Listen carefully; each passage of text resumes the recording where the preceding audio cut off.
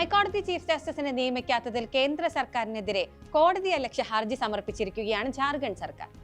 ജാർഖണ്ഡ് ഹൈക്കോടതി chief ജസ്റ്റിസിനെ നിയമിക്കുന്നതിനായുള്ള collegium ശുപാർശയിൽ കേന്ദ്ര സർക്കാർ 2 മാസം പിന്നിട്ടിട്ടും നടപടിയെടുത്തില്ലെന്ന് ചൂണ്ടിക്കാട്ടിയാണ് ഹർജി. ജുഡീഷ്യൽ നിയമനങ്ങളിൽ കൊളീജിയം ശുപാർശകൾ വൈകിപ്പിക്കുന്ന കേന്ദ്ര സർക്കാർ നടപടി ഇതാദ്യമായല്ല. ഈ അടുത്തായി തന്നെ നിരവധിയുണ്ട്. അതിൽ നിരവധി പ്രതിഷേധങ്ങളും ഉണ്ടായിട്ടുണ്ട്. കേന്ദ്ര സർക്കാരിന്റെ ഈ വൈകിപ്പിക്കൽ നടപടി എന്തുകൊണ്ടാണ്? എന്താണ് കൊളീജിയം? പ്രവർത്തന രീതി എങ്ങനെ? പരിശോധിക്കാം. കോഡ് ഫോർ ദ പീപ്പിളിലേക്ക് സ്വാഗതം.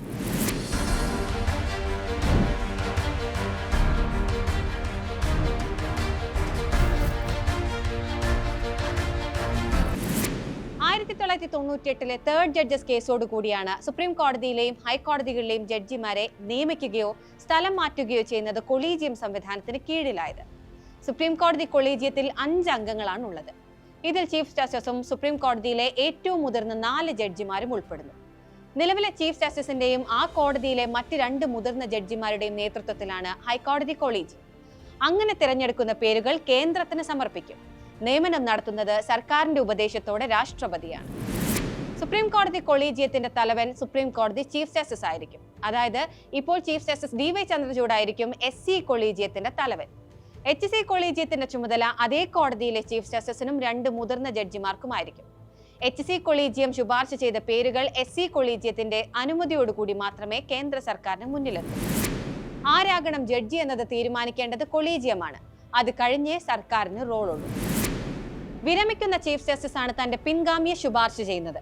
1970-ലെ സൂപ്പർ സെഷൻ വിവാദത്തിന് ശേഷം സീനിയോറിറ്റിക്ക് അനുസരിച്ചാണ് ഈ ശുപാർശകൾ വരുന്നത്.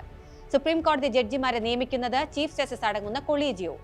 ആ ശുപാർശ കേന്ദ്ര നിയമമന്ത്രിക്കും പിന്നീട് പ്രധാനമന്ത്രിക്കും, പ്രധാനമന്ത്രി രാഷ്ട്രപതിക്കും കൈമാറും. അവസാന തീരുമാനം രാഷ്ട്രപതിയുടേത്. അതത് ഹൈക്കോടതിക്ക് പുറത്തുള്ള ചീഫ് ജസ്റ്റിസുമാർ എന്ന നയം അനുസരിച്ചാണ് ഹൈക്കോടതി ചീഫ് ജസ്റ്റിസുമാരെ നിയമിക്കുന്നത്. നിയമന ശുപാർശ അതത് സംസ്ഥാനങ്ങളിലെ ചീഫ് ജസ്റ്റിസുമാരുടെ കൊളീജിയമാണ് നടത്തുക. ശുപാർശകൾ മുഖ്യമന്ത്രിക്ക് അയക്കുന്നു. മുഖ്യമന്ത്രി അത് ഗവർണർക്കും, ഗവർണർ കേന്ദ്ര നിയമമന്ത്രിക്കും അയക്കും. നിരവധി കോടതി ഉത്തരവുകളിലൂടെ സ്ഥാപിതമായ ഒരു സംവിധാനമാണ് കൊളീജിയം. അത് തന്നെയാണ് പ്രാരംഭഘട്ടം മുതൽ കൊളീജിയത്തിനെതിരായ വിമർശനം. പാർലമെന്റ് പാസാക്കിയ ഒരു നിയമത്തിലൂടെ ജനാധിപത്യപരമായല്ല കൊളീജിയം നിലവിൽ വന്നതെന്നാണ് വിമർശനം. ഇത് മാറ്റാൻ വേണ്ടിയാണ് മോദി സർക്കാർ 2015-ൽ നാഷണൽ ജുഡീഷ്യൽ അപ്പോയിന്റ്മെന്റ്സ് കമ്മീഷൻ കൊണ്ടുവന്നത്. അത് റദ്ദാക്കിയതിൽ സർക്കാരിനുള്ള അതൃപ്തിയാണ് ഇപ്പോൾ ജഡ്ജിമാരുടെ പേരുകൾ അംഗീകരിക്കാത്തതിന് കാരണമെന്ന് കോടതി മുൻപും അഭിപ്രായപ്പെട്ടിരുന്നു. സുപ്രീം കോടതിയിലും ഹൈക്കോടതികളിലുമായി നിരവധി ജഡ്ജിമാരുടെ നിയമനമാണ് കേന്ദ്ര സർക്കാരിന്റെ ഇടപെടൽ മൂലം വൈകുന്നത്. ഇത് രാജ്യത്തെ നീതിന്യായ സംവിധാനത്തെയും ബാധിക്കുന്നു.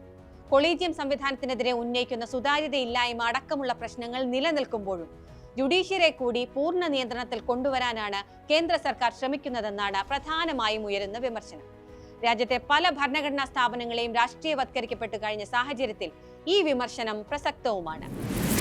കോഡ് ഫോർ ദ പീപ്പിൾ ഇനി അടുത്ത വാരം.